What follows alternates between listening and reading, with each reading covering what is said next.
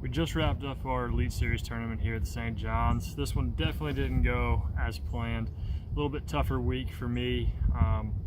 Definitely a first in my career on the first day with the fog delay. I did not weigh a bass. Very challenging day overall. Day two, bounced back a little bit. Caught a few, nothing exciting though, but salvaged a couple points from this tournament. Thankfully, it is a long season, and there's plenty of time to, make up for stumbling a little bit out of the gates. So I know I didn't really do particularly well, but there was a few things that I used to catch the fish that I did and get some bites. Otherwise, pretty much from what I understand, this is also what a lot of other guys are doing as well. It's just putting it in the right area. That's really key. So one of the first things I used here was a 5-inch stick worm. This one is a June bug blue tip. Blue tip for some reason is really key in Florida. A lot of times it makes a huge difference especially when bed fishing and just flipping in Florida. It really makes a big difference, and that darker color with a June bug or like a black and blue is usually the color of choice. I used a 5/16 ounce angler tungsten or a 3/16, and I did peg that. I do like to peg it when I'm flipping it around cover. If it's more sparse, I won't necessarily use it. Another thing I did use was a 5-inch super fluke. This is in the Houdini color. This is one of my favorite colors. I'm giving you some juice here. For Florida in general, this is probably my favorite color. I got an owner all-purpose worm hook, I believe it is, in a 4/0. Got that on a 10-pound leader of Gamma Edge to a braided main line. The 5-inch stick worm was on 16-pound Gamma Edge, just straight 16-pound Gamma Edge. And the other thing I used was this drop shot here. So this is like a 6-inch finesse worm, owner cover shot hook. So it's a little bit weedless, but the hook point is a straight shank, so it sticks out a little bit. This is also a blue tip. This one is a black and blue with a blue tip. And I've got a 3/16 ounce angler tungsten drop shot weight on the bottom here. Pretty short leader, anywhere from like 6 to 10 inches for the most part. I did like to have a little bit shorter leader. So on the 5-inch stick worm here, I was throwing that on the Bassmaster Elite. This is a 7/6 heavy, fast action. A great flipping stick. It's got a good action for the kind of flipping that I was doing with this 5-inch stick worm. And the fluke I was throwing on a Bassmaster Elite as well. This one was a 6/9 medium fast action, so it's got quite a bit of tip there. So it has kind of like a delay to it a little bit, so you can kind of give them a good hook set into them, let them eat it a little bit, especially when throwing that fluke. That's really important. And it was good. The 6/9 was great for fishing in those tighter quarters in the canals and things like that too.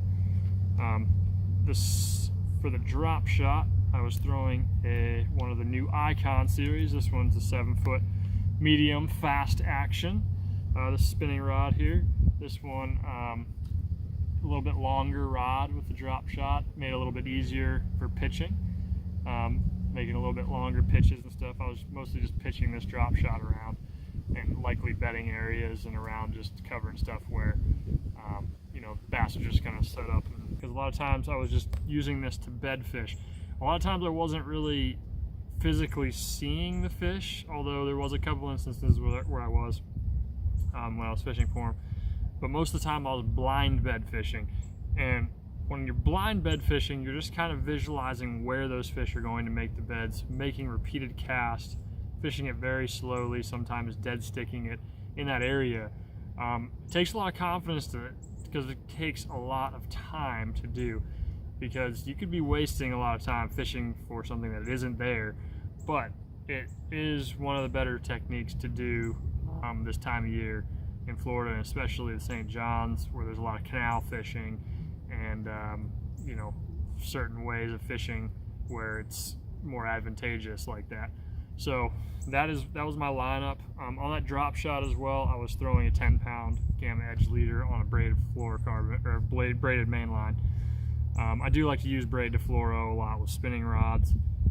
It's just easier to cast. It's a little more manageable with that braided main line, but also you can just tie on a fluorocarbon leader, which is advantageous too for not only less visibility, but really good action with it too, especially with a lighter fluorocarbon leader.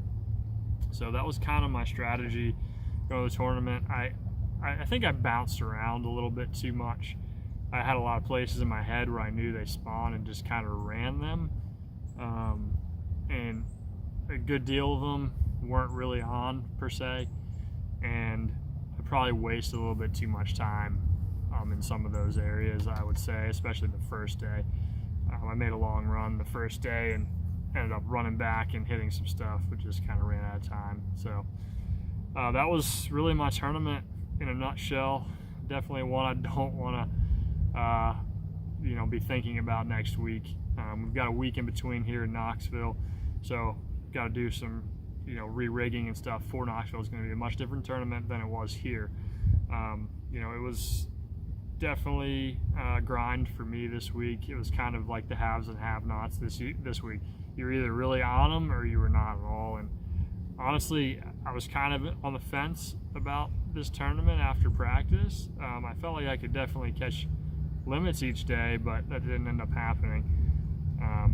So hopefully we can get it bouncing back here at Knoxville. I mean, I'm going to go in there with an open mind and really just try to continue, what I normally do, and that's just going in there grinding and doing my best, working as hard as I can, and then the rest is not really up to us. So I'm really just gonna refocus, take some time to regroup here, and I'll be ready for Knoxville, I promise that.